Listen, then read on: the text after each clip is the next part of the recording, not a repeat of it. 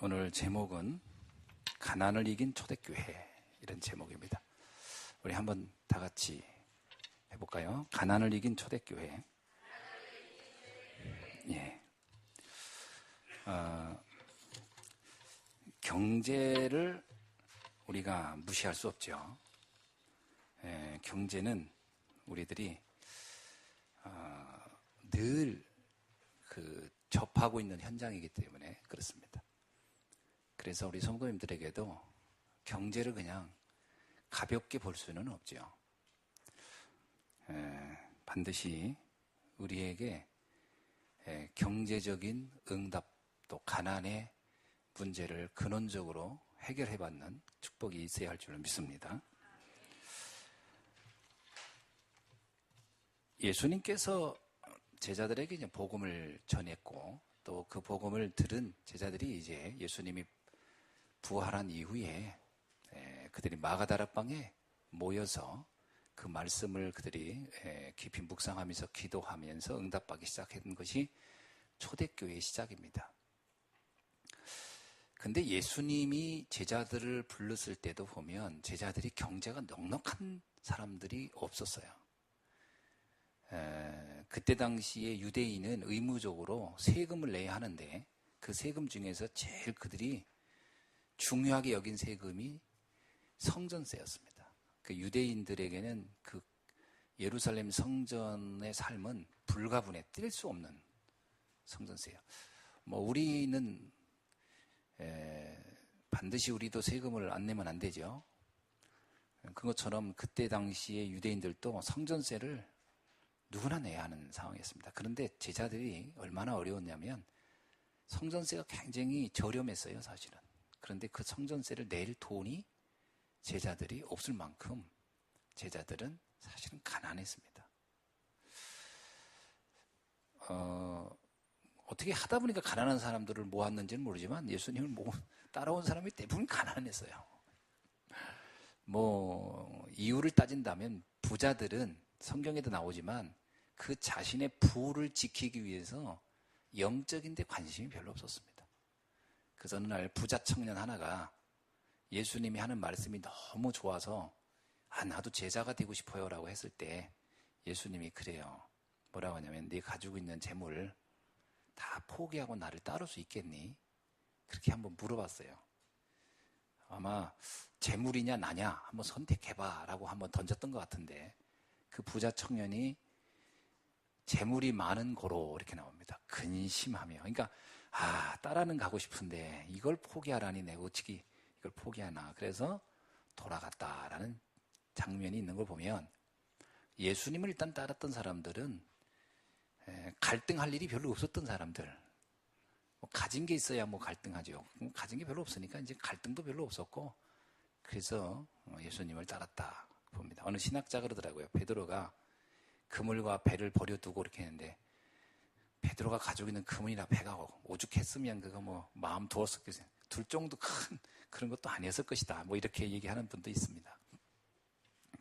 아무튼 예수님을 따랐던 제자들이 그렇게 넉넉한 사람들은 아니었고요. 또 예수님이 그러면 3년간 사역을 하고 났을 때 사람들에게 막 지지를 받고 인정을 받고 그래서 무슨 권력이라도 가졌으면 그 제자들이 경제적인 혜택이라도 왔을 텐데 마지막 주님의 죽음이 참 비참하게 죽었어요. 사람들에게 완전히 왕따였죠. 누구도 이스라엘 백성 중 누구 예수님을 좋아하는 사람 별로 없었으니까요. 도리어 강도인 바나바를 풀어주고 저 예수를 차라리 죽이는 게 낫다라고 할 정도로 예수님은 그 시대 사람들로부터 완전히 고립돼 있었습니다. 그 예수님을 따르는 사람들이 경제적인 여유가 있을 수가 없는 상황이 된 거죠. 자, 그들이 마가다락방에 모였던 겁니다. 제가 알기로는 예수님이 제자 중에 이 마가의 어머니가 제일 부자가 아니었을까? 왜냐하면 제가 그 마가 집에 가보니까 꽤 넓더라고요. 그래서 그래도 제일 부잣집에 사람들이 모였던 것은 그나마 있을 곳이라도 있으니까 아마 모이지 않았나 싶습니다. 마가의 어머니 집의 다락방에 제자들이 모였죠. 그때 모인 사람들이 120명 정도가 모였다 이렇게 나옵니다. 자, 그 120명 정도가 모여서 이제 그들이 예수님이 주신 마지막 메시지를 기억하고서 기도했는데 그때 이제 한 3천 제자가 몰려왔다 그렇게 말합니다. 물론 그 3천 제자들 가운데는 여러 나라에서 온 15나라에서 온 경제인들도 있었지만 대부분 사람들은 가난했어요. 그들은 가난했습니다. 자, 그런데 이렇게 가난하다고 하는 것은 다른 말로 말하면 돈은 어떤 면에서는 힘을 나타내죠. 우리가 경제가 있다는 것은 그 사람이 힘이 있는 겁니다. 그런데 예수님을 믿고 구원받은 성도들이 모였는데 경제적인 거는 힘들었어요. 그러면 이들은 세상으로 말하면 힘을 가지고 있는 사람들이 아니에요. 아주 연약한 사람들인 거죠. 그런데 이 가난한 초대교회가 로마라는 제국을 바꿔버려요. 자, 그러니까 우리가 알고 있는 힘이 아닌 다른 힘이 있다는 겁니다. 이게 중요한 겁니다. 눈에 보이는 경제적인 힘, 그것만이 아닌 그것이 할 수 없는 다른 힘이 있다는 거지요. 자, 결과적으로 말하면 이 가난한 초대교회가 가장 강대한 나라 로마를 바꿔버린 거예요. 이게 어떻게 가능하냐는 겁니다. 그리고 또 우리는 질문하게 돼요. 그러면 예수를 믿는 우리도 과연 이런 일이 가능하겠는가? 라는 질문을 할 수 있겠죠. 저와 여러분이 과연 이런 일을 가능할 수 있겠다고 생각하는가? 그런 겁니다. 이제 그 외적인 것만 보면 우리는 시작부터 이렇게 생각합니다. 아유, 힘들지, 안 되지. 그러나 역사는 그렇지 않다라고 얘기를 하고 있는 거예요. 우리가 역사를 보면 그 시대마다 그 역사의 흐름이 있습니다.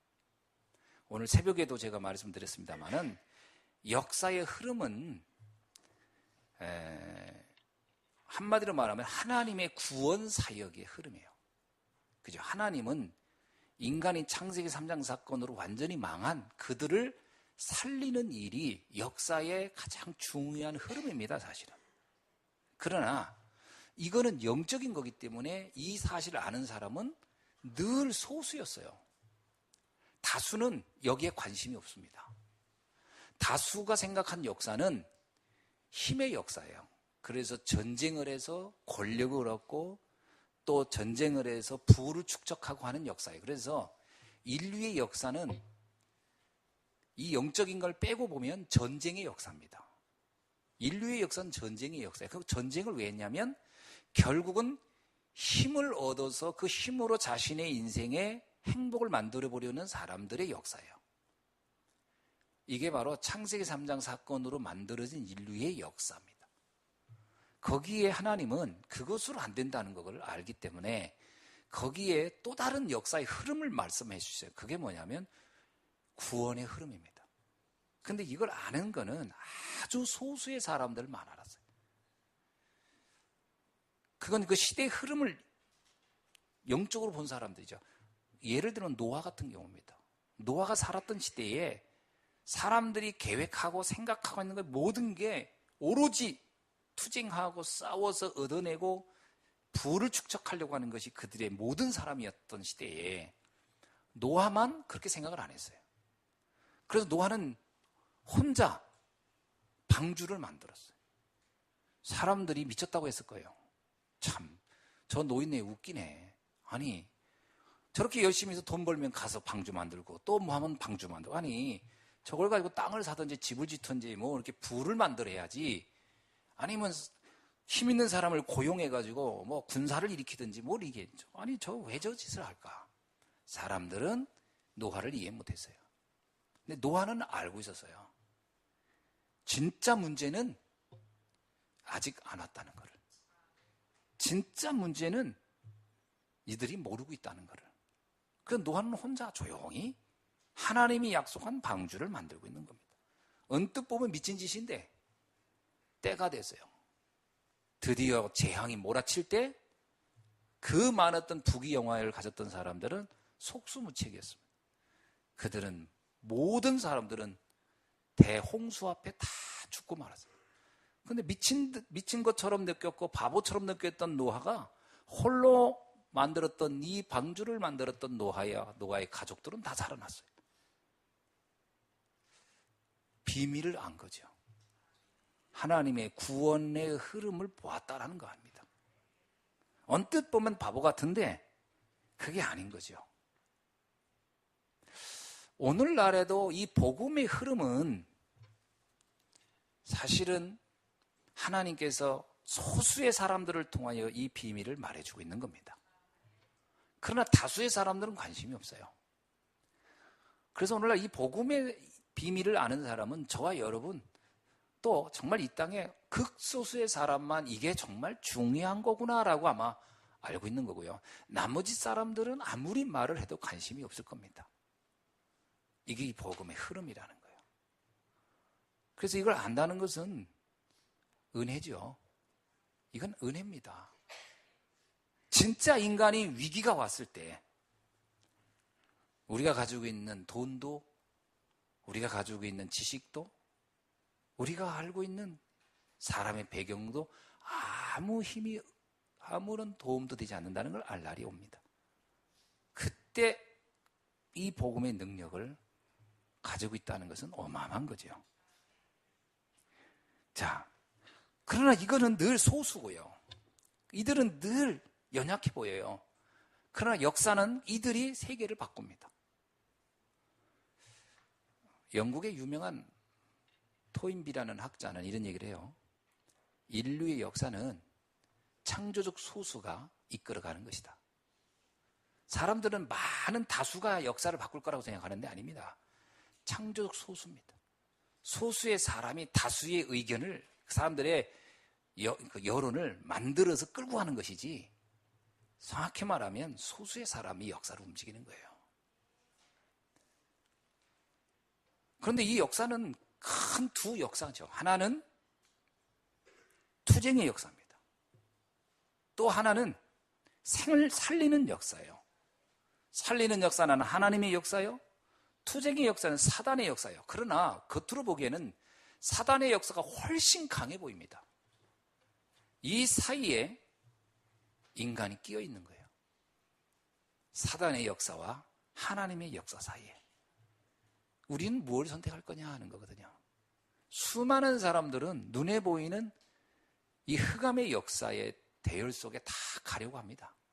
그게 당장 막 체험되어지고 와지고 원하는 게 만들어지니까요. 그러다 보니까 교회도 그 흐름을 피하지 못합니다. 진짜 교회는 살리는 흐름 속에 있어야 되는데 이 역사가 워낙 강력하게 그 힘을 가지고 가기 때문에 교회사의 역사를 봐도 많은 교회들이 성공과 출세, 이것에 다 편승해서 온 거죠. 중세시대에 있었던 십자군 전쟁은 전형적인 교회가 완전히 사단의 역사에 동참했던 시대를 얘기하는 거죠. 그게 역사입니다. 그렇다면 오늘 우리는 무엇을 선택하고 무엇을 붙잡아야 하는가? 진짜 힘을 발견해야 할 줄로 믿습니다. 그 시대에 루터는 아주 소수였어요. 중세가 완전히 교황을 중심으로 완전히 거대한 힘을 가지고 있을 때 루터는 독일의 작은 마을에 한 작은 신부에 불과한 사람이었어요. 근데 루터는 알았습니다. 이 역사의 진짜 주체자는 사람이 아니고 사단이 아니고 하나님이시라는 것을. 그래서 루터의 찬양 중에는 사단과의 싸움에 대한 찬양이 제일 많아요. 마귀들과 싸울지라 죄악 벗은 영제. 그게 루터의 찬양입니다. 루터는 주로 사단과의 싸움에 대한 이야기를 많이 해요. 그 왜냐하면 거대한 세력, 거대한 역사의 소용돌이에서 과연 무엇이 진정한 승리인가를 얘기하는 거거든요. 이 비밀을 아는 사람만 전도와 선교라는 흐름 속에 있는 것이 가장 가장 축복되다는 것을 발견하게 되는 거죠. 저도 어느 날 이런 비밀을 알고 나서 내가 오직 전도와 선교만 하다 가야 되겠다, 이 생각을 하게 된 겁니다. 제가 단지 전도 선교를 얘기한 거는 이렇게 해서 교회를 부흥시키는 게 이거니까 이거 하자, 이런 건 아니었어요. 이 도도히 흐르고 있는 이 흑암의 역사를 바꿀 수 있는 길은 복음밖에 없구나. 그리고 그것은 전도와 선교라는 걸 통하여 이 복음의 능력을 아는 사람을 찾아낼 때 하나님의 나라는 세워지고 이 도도히 흐르는 흑암은 붕괴될 것이구나, 그런 확신이 있기 때문에 저는 이 길을 가야 되겠다, 이런 생각을 하게 된 거죠. 이 생각이 깨달은 날로부터 지금까지 변함이 없는 것 같아요. 그리고 제가 현장에서 조금씩 좀 체험하면서 본 게, 사람을, 개인을 붙잡고 있는 것이든 가정을 붙잡고 있는 것이든 국가를 붙잡고 있는 것이든 세계를 붙잡고 있는 것이든 그 배후에는 흑암이 있는 것이고 그 흑암이 무너지는 것은 복음밖에 없구나, 이거를 제가 보면서 오직 이것만 내가 전하다 가도 내 인생은 가장 가치 있다, 제가 이런 생각을 하게 된 것이죠. 초대교회 성도들이 바로 그걸 본 사람들이죠. 그들은 세상으로 말하면 아무것도 없는 가난한 사람들이지만 남들이 보지 못한 걸 본 거예요. 그 어마어마한 하나님의 능력을 그들은 본 거죠. 그래서 우리가 이 땅에서 하는 동안에 몇 가지 남길 작품, 이걸 남기고 가면 좋겠다, 이런 생각을 제가 한 게 있습니다. 하나는 뭐냐면, 이게 진짜 교회다라는 거예요. 진짜 교회를 남겨놓고 가자. 아멘. 그러면 저기 있는 교회들은 진짜 교회가 아니란 말이니까, 그 말이 아니고 정말 복음으로만 살릴 수 있다는 것을 보여주는 교회를 우리 후대에 남겨놓고 가자. 그게 제 마음입니다. 두 번째는 이게 진짜 렘넌트 운동이구나, RUTC라는 것은 이래서 필요한 거구나를 남겨놓고 가야 되겠다, 그런 생각이 저한테 있어요. 우리는 우리의 나를 계수하며 살아야 된다고 하잖아요. 나를 계수한다는 것은 어떤 것을 계산해보는 거죠. 우리가 집을 하나 줘도 얼마나 들어갈 것이며 얼마나 걸릴 것이며 이 집을 지면 어떻게 생활할 것이며 이런 것들을 생각하고 짓듯이 제가 제 인생을 놓고 또 우리 교회를 놓고 계수를 해보는 거죠. 우리는 무엇을 할 것이며 무엇을 남기고 갈 것인가. 정말 교회다운 교회를 남기고 가야 되겠다. 진짜 RUTC가 뭔지를 남기고 가야 되겠다. 이런 생각을 제가 하게 되었습니다. 저와 여러분이 이런 내용에 동의가 되었으면 좋겠습니다. 네. 그러는 가운데 이제 2017년이 다 지나가고 2018년이 이제 바로 하루 앞에 나왔습니다. 이것을 알기 위해서는 세 가지의 근원을 알아야 되겠다라고 생각합니다. 첫 번째가 뭐냐면 근원적 축복이에요. 두 번째가 근원적 경제예요. 세 번째가 근원적인 삶입니다. 이 세 가지는 우리가 반드시 확인해야 되는데 이것은 숨겨져 있는 비밀이에요. 하나님의 나라의 비밀은, 또 하나님이 우리에게 주신 이 영적 비밀은 대부분이 감추어져 있어요. 그래서 이거를 발견하기가 참 쉽지 않아요. 그래서 이걸 은혜로만 안다라고 저는 생각되는데, 많은 사람들이 축복이라는 단어를 참 많이 쓰잖아요. 복 받았다, 복 받아라, 이런 얘기 하잖아요. 새해 되니까 복 많이 받으세요, 이 얘기 좀 많이 듣죠? 저보고도 복 많이 받으라고들 하더라고요. 그래서 일단 받을 복은 다 받았는데 이제 뭘 더 받아야 될까, 이런 생각을 합니다. 자, 뭐가 참 축복일까? 세 가지를 우리가 알아야 됩니다. 그게 참 축복이에요. 세 가지. 첫째는 뭐냐? 갈보리산의 축복입니다. 예수님께서 십자가에서 이루신 그 사건이 나에게 가장 완전하고 영원한 축복이에요. 이게 다른 사람에게도 가장 완전하고 영원한 축복이에요. 이 비밀을 알아야 되는 거죠. 예수님이 십자가에 죽으시면서 그랬거든요. 다 이루었다. 요한복음 19장 30절에서 하신 말씀이죠. 그래서 이게 발견되면 내가 다른 것 가지고는 별로 행복하지 않고 이것 때문에 행복하고 이것 때문에 감사가 되고 이것 때문에 기뻐해야 됩니다. 그래야 이것 가지고 살릴 수 있는 거거든요. 사단은 이게 아닌 것으로 감사와 행복을 느끼도록 자꾸 얘기하고 있거든요. 그래서 갈보리산의 축복을 꼭 기억해야 돼요. 두 번째는 감람산의 축복입니다. 감람산의 축복은 우리의 삶에 깊숙이 들어와 있는 흑암의 영향력으로부터 완전히 벗어나는 겁니다. 구원을 알고도 삶은 오래 살아오면서 우리가 내 안에 각인뿔이 체질된 게 너무 많아요.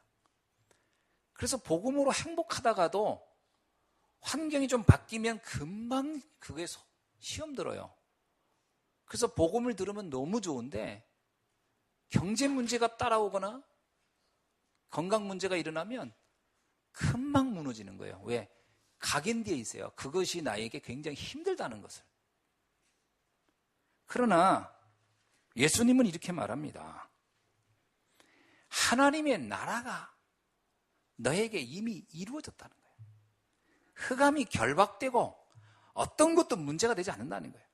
그 문제도 하나님의 축복의 사건이 되며 하나님의 비밀이 그 속에 담겨져 있다. 그래서 문제에 속지 말라. 이 말을 우리에게 하고 있습니다.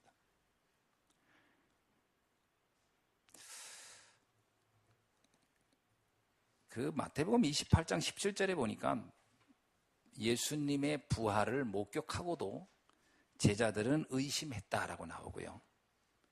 사도행전 1장 6절에서 제자들은 예수님에게 마지막에 물어본 것이 언제쯤 우리 생활이 좀 편해질까요? 이렇게 물었어요. 예수님은 물론 생활이 불편할 수도 있을 것이다. 그러나 그게 문제가 아니다. 진짜 큰 재앙이 온다. 그걸 너희들이 해결할 수 있는 사람들이다.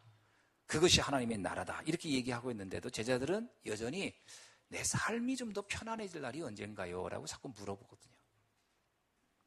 거기에 예수님께서 얘기합니다. 그건 아버지의 권한 안에 있으니까 그건 아버지가 알아서 할 것이고 너희들은 오직 성령의 충만함을 받고 예루살렘과 유다와 사마리아 땅끝까지 이르러 내 복음의 증인이 되는데 마음을 집중해봐라. 하나님의 나라란 뭘까? 복음의 능력 앞에서 흑암의 영향력과 통제력이 사라지는 것을 말하는 거거든요. 흑암의 영향력과 통제력이 사라지는 것. 이 축복이 여러분의 현장 속에서 날마다 나타나기를 축원합니다. 그 방법은요, 구원의 감격을 놓치지 않을 때입니다. 그리고 기도의 비밀 속에 들어갈 때만 가능한 거예요. 그래서 여러분이 금년 한 해 이 축복의 비밀을 꼭 붙잡기를 주의 이름으로 축원합니다. 개인과 가정과 직장과 현장에 하나님의 나라가 임한다는 것을 믿으시고 기다리시기를 바랍니다. 하나님의 나라를 얘기하면서 예수님이 한 단어가 그요. 기다리라는 거예요. 그 날이 온다는 거예요. 여러분이 기다릴 수 있으면 됩니다. 그러니까 기다리지 못하니까 초조해지고 좌절하고 거기서 무너지거든요. 못 기다리는 거예요. 우리는 너무 성급해요. 특히 한국 사람들 이 빨리빨리 문화에 익숙해가지고 뭐든지 그냥 빨리빨리.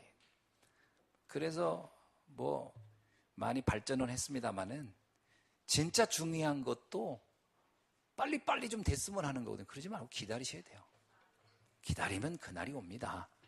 하나님이 통치하고 역사하는 그날. 기도하시면서 기다려보세요. 반드시 가정과 가문이 흑암이 떠나고 그 가정과 여러분의 직장을 통하여 하나님이 역사하는 그 시간표가 오게 돼 있습니다. 자, 그럼 우리 가정을 통해서 하나님 뭐 하시겠다는 거죠? 생명운동하는 날이 온다는 거예요. 여러분의 직장을 통해서 뭘 한다는 거죠? 생명운동하는 날이 온다는 거예요. 그 일이 온다니까요. 나 하나만 예수 믿고 좋은 것으로 끝나지 않고 나로 인하여 내 주변에 있는 사람들이 바뀌어지고 변화되는 일들이 일어난다니까요. 그 날이 오는 거예요. 그게 하나님의 나라입니다. 이 축복이 여러분이 체험되어지면 이건 돈으로 되는 게 아니구나. 이건 뭘 좀 배웠다고 되는 게 아니고 이건 정말 하늘의 힘으로 되는 거구나. 이걸 체험하게 될 줄은 믿습니다. 이게 여러분들에게 실제로 나타나야 돼요. 이걸 안 믿으니까 끊임없이 뭔가 내가 노력해야 된다고 생각해요. 뭔가를 해야 된다고 생각해요. 물론 사람이 참아서 좋은 점도 있죠. 참고 견디고 인내하면 어느 정도 다툼도 많이 사그라지는 건 맞습니다. 뭐 참을인자 3개를 쓰면 살인도 면한다고 하는데 그렇죠. 그게 나쁜 건 아닙니다. 그러나 그게 지속은 안 돼요. 지속 안 됩니다. 지속되는 방법은 하나밖에 없어요. 하나님의 나라가 임해야 돼요. 그거는 그리스도의 구원의 감격을 가지고 기다리면 됩니다. 예, 이러면 무너지지만 안 돼요. 어제까지는 잘 견뎠는데, 견뎠다고는 표현이 이상하네요. 어제까지는 잘 누렸는데 오늘 못 견디겠다. 난 오늘 내가 참는데도 한도가 있지. 그러면 흑암은 오늘부터 역사하기 시작해요. 어제까지는 가만히 있다가. 그러니까 속지 않으셔야 돼요. 기다려라. 아멘. 옆에 분에게 인사합시다. 한 해 잘 기다렸는데 내년에도 기다립시다. 기다린다는 얘기는 막연한 게 아닙니다. 하나님이 하시는 것을 본다는 거거든요. 그 내년 보세요. 하나님이 어떻게 하는지 기대하세요. 기대를 하고 기다리는 거예요. 기대를 가지고 되긴 뭐가 돼, 우리 집안이 될 게 뭐 있어, 이런 게 아니고, 그래 그래도 뭐 합격 놓고 그냥 기다리자. 그건 이를 악물고 기다리는 거니까 그건 기다리는 게 아니고요. 기대를 하면서 기다리세요. 하나님이 어떻게 우리 가정을 쓰실 것인지, 여러분의 직장을 어떻게 변화시킬 것인지, 그리고 여러분을 통해 하나님이 어떤 영광을 받으실 건지. 아멘. 예, 그 축복이 여러분에게 이미 와 있는 겁니다. 그래서 하나님의 나라는 여기 있다 저기 있다 하지 말고 너희 가운데 이미 와 있느니라, 이 말이에요. 그 말이 뭔지 아세요? 하나님 나라는 이미 와 있는 거예요. 내가 누리면 그 날이 오는 거예요. 이미 와 있는 거예요. 아멘이죠? 이게 참 영적인 표현들이라 설명하는 데는 한계가 있어요. 한계가. 그런데 좀 단순해서 얘기하면은 하나님이 하실 테니 낙심하지 말고 기다리면 된다, 이 말입니다. 예. 아멘이죠? 예. 3번째입니다. 마가다락방의 축복이에요. 마가다락방의 축복은 뭐냐면 이 제자들이 이걸 알았어요. 갈보리산에서 예수님이 십자가의 모든 걸 해결했다는 걸 알았어요. 그리고 우리가 그 능력을 믿고 조금만 기다리면 하나님 나라가 임할 걸 알았어요. 그러면 3번째입니다. 그럼 우리가 뭘 하면서 살면 될까? 삶의 이유를 찾았다는 거예요. 그게 마가다락방의 축복입니다. 여러분의 삶의 이유가 뭐냐? 이 복음을 전하는 전도자로 살다 가는 거예요. 이게 가장 행복한 거예요. 이게 가장 보람이 있고 가장 여러분에게 영원히 남을 가치가 있을 겁니다. 전도자의 삶이에요. 그러면 오해하면 안 돼요. 그럼 목사님 오늘부터 저희 직장 다 때려치고 성경 들고 다니면서 전도할까요? 그 말하는 게 아니에요. 그 말하는 게 아닙니다. 여러분이 삶의 현장에서 직장 생활하면서 그러면서 복음 들을 자들을 조용히 쳐다보다가 원하는 자가 있거든 복음 전하는 거예요. 여러분의 일을 열심히 해야죠. 세상은 다 돌아가야 될 게 있으니까. 직장은 열심히, 사장님은 사장 일을 잘 하셔야 돼요. 그거 다 중단시키고 전도만 하러 다니는 건 아니에요. 학생이 학교 일을 하면서 친구들 중에 누군가 시달리는 사람이 있고 정말 저 친구가 복음을 들어가면 저 문제를 해결되겠다라고 한다면 내가 그거에 관심 가지고 답을 준다면 나는 전도의 삶을 살고 있는 겁니다. 그걸 말하는 거예요. 주부도 마찬가지죠. 열심히 청소도 하고 아이들도 키우고 밥도 하고 하셔야지. 내가 오늘부터 오직 전도다. 밥이고 뭐고 이제 끝이다. 그러면 이제 쫓겨나는 거예요. 근데 그러다가 이제 나중에 이거 내가 복음 때문에 핍박을 당하는구나. 뭐 이렇게 해석하면 안 돼요, 그거는. 그래서 내가 지금 십자가를 지는구나. 아닙니다. 두드러 맞을 일을 한 거지. 그게 아니고 내가 할 일을 하면서 그거 안에서 생명 살리는 일을 하는 거예요. 아멘이죠? 구하라는 겁니다. 그게 마가다락방의 축복이에요. 그래서 여기에 내 마음과 생각을 집중하는 거예요. 그죠? 주부들은 뭐냐? 우리 가정에, 우리 자녀들에게, 우리 가문에, 그리고 내가 움직이는 이 지역에서 복음 들을 자가 누굴까? 그죠? 사람들은 안 보는 것 같아도 여러분을 보고 있습니다. 희한하죠? 불교인이 실수하면 아무렇지 않게 봐요. 그런가 보다는데 기독교인이 실수하면 뭐냐? 교회 다닌다면서. 교회 나가서 왜 그래? 이런 얘기를 하거든요. 그 이유는 뭘까요? 나를 보고 있는 거예요. 여러분을 사람들이 보고 있어요. 그러니까 그 보고 있다는 건 뭐냐면 내가 전도자의 삶을 살기에 가장 중요한 위치에 있는 겁니다. 그 세상도 알고 있는 거예요. 그러니까 여러분이 조금만 규모 갖추고 조금만 복음 누리고 있으면요, 많은 사람을 살릴 수가 있습니다. 마가다락방의 축복을 누리길 주의 이름으로 축원합니다. 이게 근원적 축복이에요. 이 축복은 이미 여러분 받은 겁니다. 대단하죠? 예, 아멘. 두 번째는 근원적 경제입니다. 경제가, 사단이 경제를 잡고 있어요. 공중권세를 잡은 자가 세상을 장악하기 때문에 세상 경제는 사실 흑암 경제입니다. 그래서 원래 여러분요, 악한 일을 많이 할수록 거기에 돈이 잘 모여요. 일단 마약을 팔면 돈 제일 잘 모여요. 그리고 여자 장사하면 돈을 잘 모인다고 하더라고요. 술 장사하고, 그리고 무기 팔면 돈 많이 생겨요. 죽이는 거 가지고 돈 많이 벌 수 있어요. 원래 흑암의 경제가 흑암을 더 깊게 만들어버리면 돈은 많이 쌓이는 거예요. 세상은 뭐로 움직이고 있다는 거예요? 그래서 흑암 경제가. 그렇죠? 그 세계에서 돌아가는 그 생명 빛의 경제보다는 흑암 경제가 엄청나게 세상을 움직이고 있습니다. 근데 여기에 하나님은 반드시 복음을 위한 경제, 빛의 경제를 가지고 올 사람을 위하여 하나님이 따로 경제를 숨겨놓은 게 있어요. 이게 바로 빛의 경제입니다. 모든 사람은 사단의 경제를 가지고 살지만 하나님은 그 안에서 오직 복음과 전도와 선교를 위하여 마음을 담은 사람을 위한 경제를 따로 준비해 놓은 게 있다. 그 경제를 여러분이 누리셔야 할 줄로 믿습니다. 노아가 120년 동안 방주를 만들었어요. 근데 120년간 만들었는데 그 방주의 규모가 어마어마합니다. 근데 노아는 노인네고 그 사람이 어마어마한 무슨 왕도 아니고 그래요. 근데 어디서 그런 경제가 왔을까요? 그게 바로 하나님이 숨겨놓은 복음 경제입니다. 살리는 일을 위하여 하나님이 축복하는 경제가 따로 있다는 거예요. 여러분이 그 하나님의 소원을 맞추고 전도와 선교의 방향을 맞추면 빛의 경제가 우리에게 따라오는 겁니다. 아브라함이 처음엔 이걸 잘 몰랐어요. 바벨탑 문화 속에서 살았어요. 바벨탑 여러분 아시죠? 오로지 성공을 위한 사람들의 모임, 그 속에서 아브라함이 살아서 그게 익숙했어요. 그래서 초기에는 자기도 먹고 살고 몸부림쳤습니다.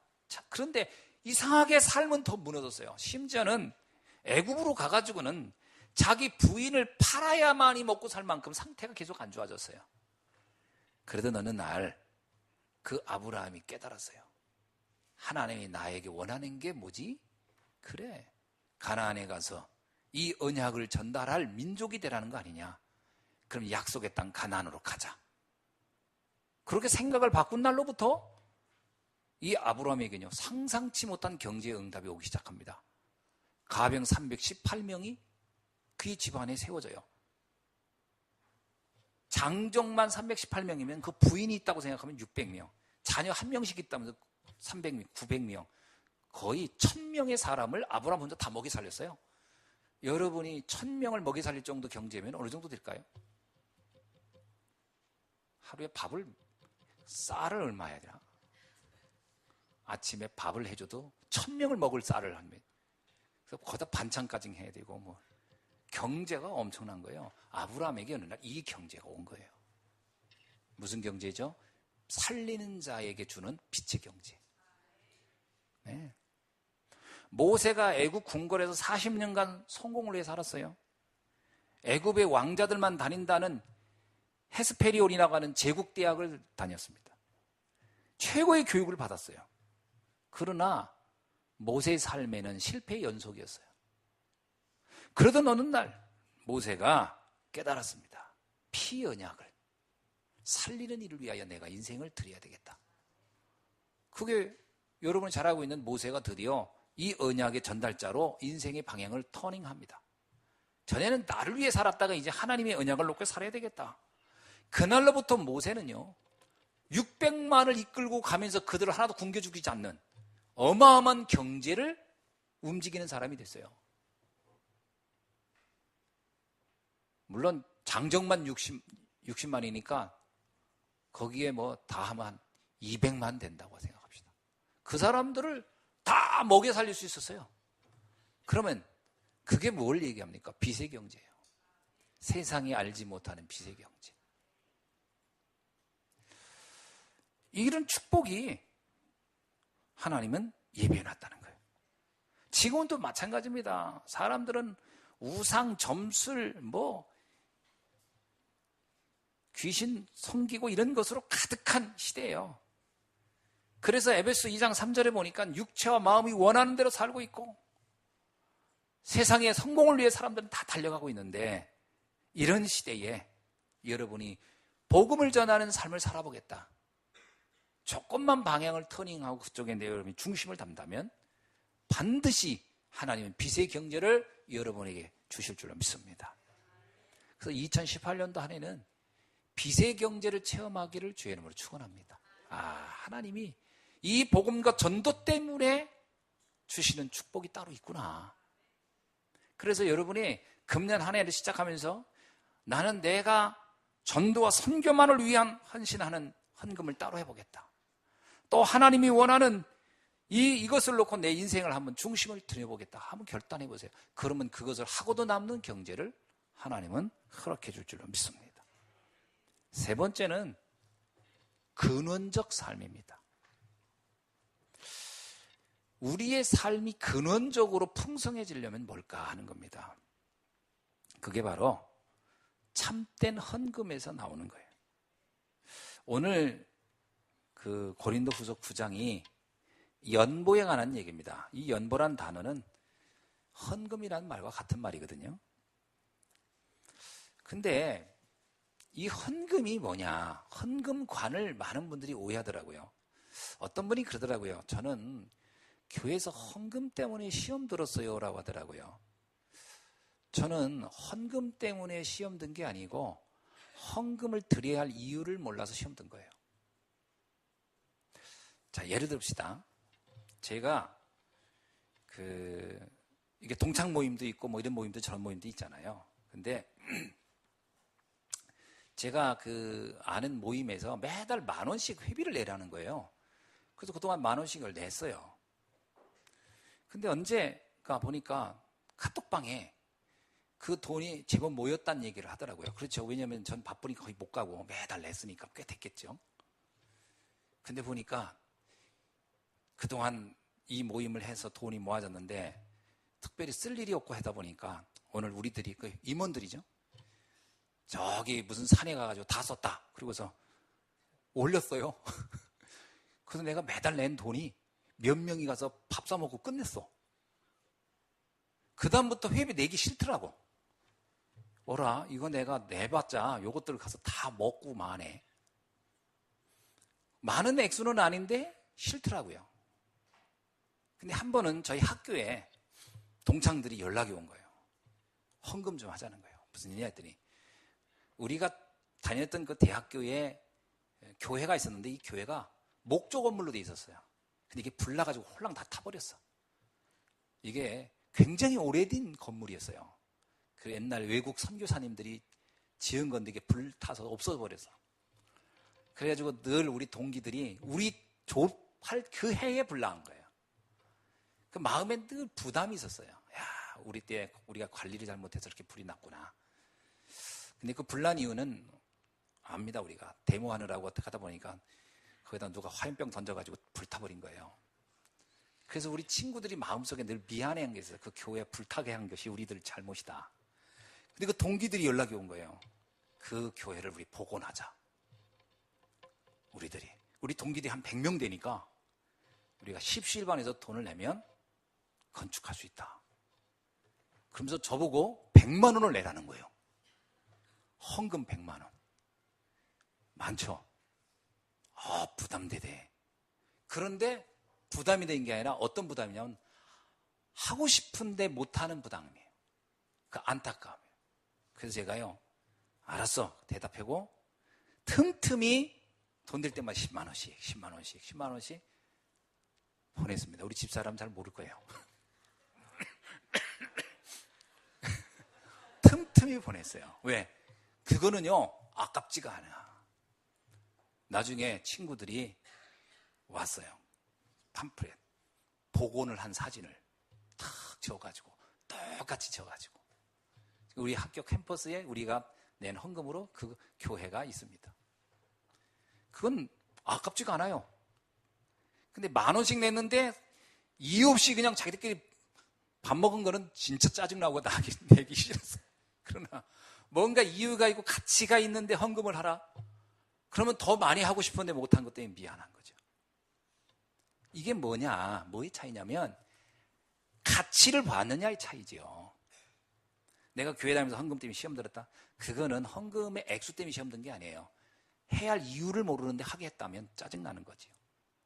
그 내가 교통법규 다 걸려가지고 돈 내라고 하면은 피곤하더라고요. 저번에 조치원 거기 온다가 학교 앞이라고 해서 30km 된 걸 모르고 45km로 왔다가 걸렸어요.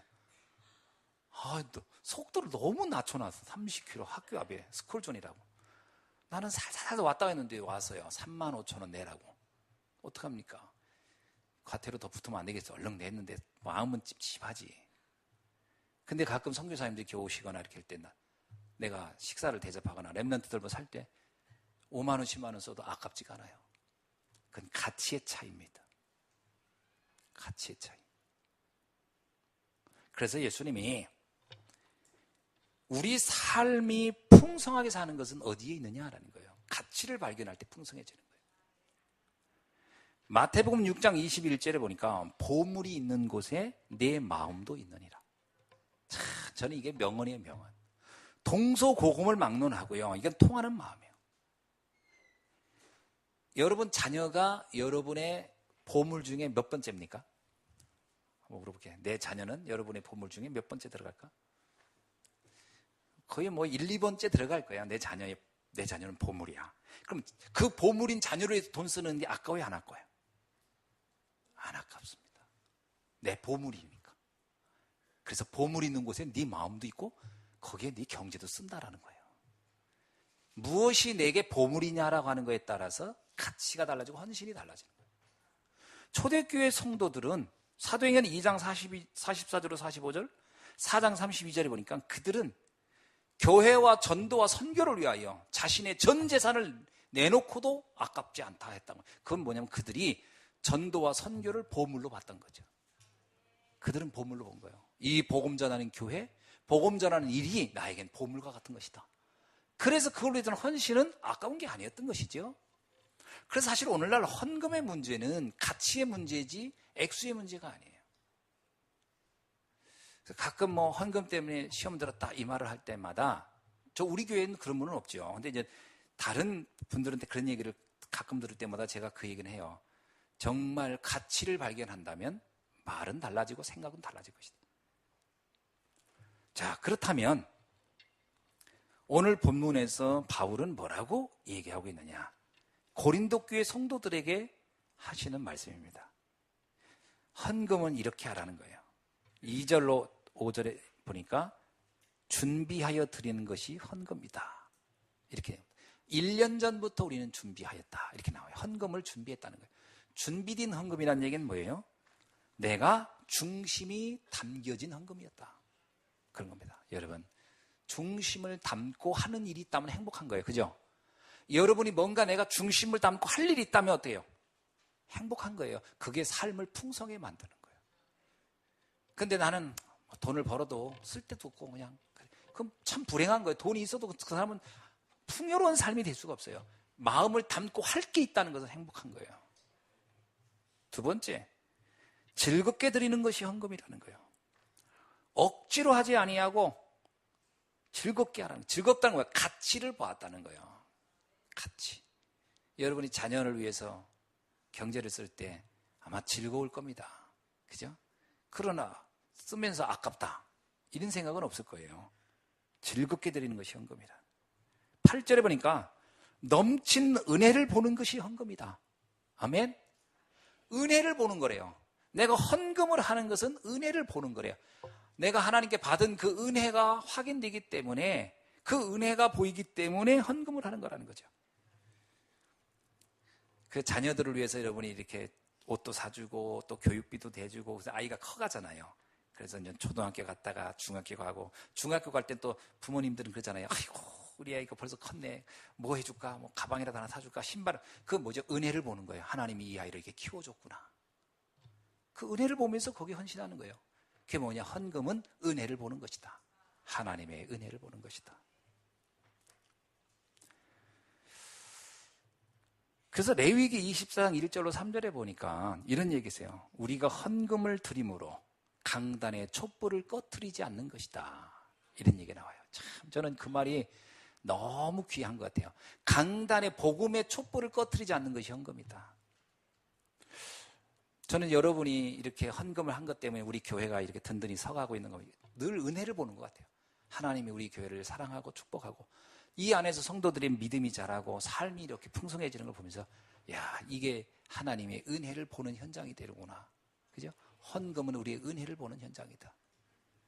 아멘. 9절부터 10절은 뭐냐? 영원한 의가 되는 것이 헌금이다. 근데 이 헌금은 어떤 거냐면 하나님의 뜻을 이루기 위하여 쓰여지기 때문에 영원한 의를 보는 것이 헌금이라는 거예요. 의가 뭡니까? 의. 요한복음 16장 10절에 보니까 내가 아버지께로 가니 너희가 나를 다시 보지 못함이 의다, 이렇게 나와요. 그게 무슨 말이냐면 이 의라고 하는 것은 복음을 의라고 하는 겁니다. 그래서 우리가 헌금하는 것은 이 복음, 의를 영원히 나타나게 하는 것이다. 13절에 뭐라고 나오냐? 복음을 믿는 증거와 하나님께 영광을 돌리는 것이 헌금이다. 그 헌금은 몸으로 표현하는 신앙 고백입니다. 그죠? 몸으로 표현하는 신앙 고백이 헌금이에요. 그래서 오늘 여러분에게 이러한 풍성한 삶이, 내가 주를 위하여 헌신할 수 있다는 것은 이건 정말 행복한 거예요. 그래서 다윗이 역대상 29장 14절에 뭐라고 하냐면 이런 고백을 합니다. 어찌하여 하나님 나는 드릴 수 있는 은혜를 내게 주셨나이까. 다윗이 그럽니다. 내가 드릴 수 있는 은혜를 주셨다는 거예요. 그게 무슨 얘기냐면 삶의 이유와 가치 있는 곳에 내가 살 수 있다는 거, 그죠? 그게 너무 귀한 거죠. 저는 제가 이렇게 헌신할 수 있는 일이 주어진 거, 내가 봉사할 수 있는 일이 주어진 거, 이게 전부 다 가만히 생각하면 하나님의 은혜라. 내가 가진 것도 없고 몸도 현찮고 그러면 아무것도 주를 위해서 할 수 있는 게 없는데, 내가 드리고 있다는 것 자체는 내가 지금 의미 있는 일을 위하여 하나님이 나를 쓰시고 있다는 거기 때문에 이거야말로 참 행복한 일이구나. 그래서 그 사람이 삶이 풍성한 삶이다라는 거죠. 그래서 뭐죠? 근원적 삶의 비밀이 이 속에 있는 것이다. 그래서 여러분이 헌금을 할 수 있다는 것은 사실 축복인 겁니다. 그죠? 축복인 거예요. 자, 말씀을 맺습니다. 근원적인 축복, 근원적인 경제, 근원적인 풍성한 삶, 이것을 여러분이 누리는 2018년이 되길 주의 이름으로 축원합니다. 초대교회는 이러한 근원의 축복을 가지고 로마를 정복한 사람들이, 전도 선교만을 위한 경제를 이제부터 다시 한번 회복하고 붙잡고 나아가기를 주의 이름으로 축원합니다. 또 선정 건축만을 위한 산업을 한번 따로 붙잡고 응답받기를 바랍니다.